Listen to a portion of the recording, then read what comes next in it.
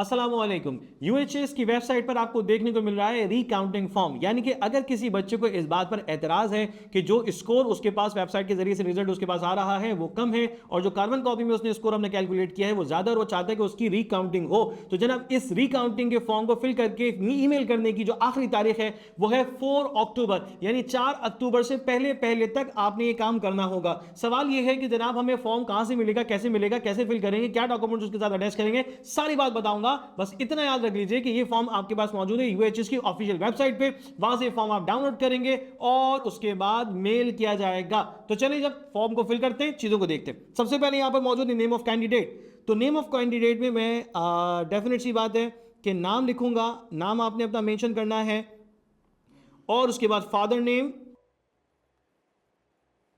उसके बाद CNIC 42101 dash ब्ला ब्ला ब्ला ब्ला, ठीक है जी। उसके बाद पेपर आईडी, पेपर कौन सा था, पेपर ABCD या फिर ग्रीन, पिंक, येलो, इस तरह का था, तो जनाब आपको बताना होगा पेपर आईडी आपको मेंशन करनी होगी, ठीक है जनाब। और मैं ये मेंशन भी कर देता हूं चले, ताकि आप लोगों को प्रॉब्लम ना रहे, मैंने लिख दिया ग्रीन।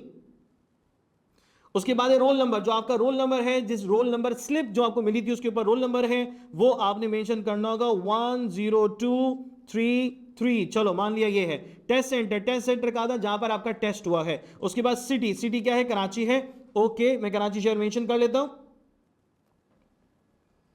यह आपका लाहौर है, तो चले आपने लाहौर मेंशन कर लिया, ठीक है जी। टेस्ट सेंटर जो है वो आप मेंशन जरूर कीजिएगा। मोबाइल नंबर, जो भी आपका मोबाइल नंबर है आप उसे मेंशन कीजिएगा।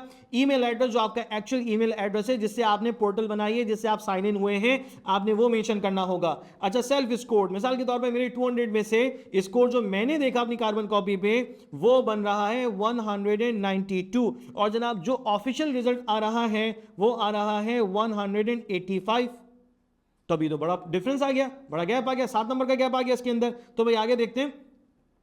अब इस फॉर्म के अंदर और मजीद क्या डिटेल है, जरा गौर से देखिए। यहां पे लिखा हुआ है जनाब, for recounting please attach the clear scan copies of admittance card. Admit card की आपको कॉपी स्कैन करके, यानी स्कैन करके आपको भेजना होगा।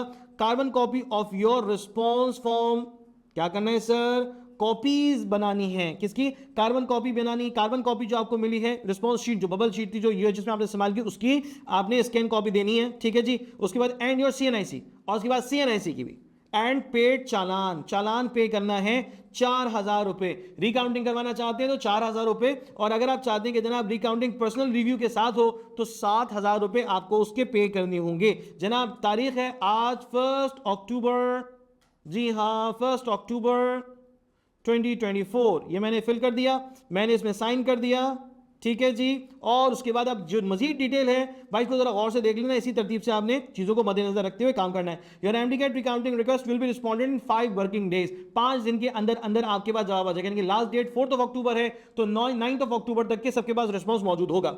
No complaint will be entertain after 4 October. याद रहे, दिमाग में रहे, 4 अक्टूबर से पहले पहले तक आपने ये काम अपना कर लेना होगा। Fee challan can be downloaded from this, website का एड्रेस मौजूद है, ठीक है जी। यहां से आपको फी चालान मिल जाएगा, डाउनलोड करेंगे। For recounting select template recounting fee MDCAT 2024। तो भाई आपने टेम्पलेट ये सिलेक्ट करना होगा। For recounting and personal review select template for recounting and personal review. तो भाई रिकाउंटिंग करवाना चाहते हो रिकाउंटिंग का टेम्पलेट सेलेक्ट होगा, रिकाउंटिंग एंड रिव्यू करवाना चाहते हो पर्सनल रिव्यू, तो आपका उसका टेम्पलेट सेलेक्ट होगा। Enter your CNIC and contact number and print the challan. जनाब CNIC नंबर डालेंगे, कॉन्टैक्ट नंबर डालेंगे, आपका चालान आपके पास आ जाएगा। द चालान में भी deposited in any branch of bank of Punjab, national bank of Pakistan. इन दोनों बैंक की किसी भी ब्रांच में आप ये चालान जमा करवा सकते हैं। Decision of the authority in reconducting shall be final.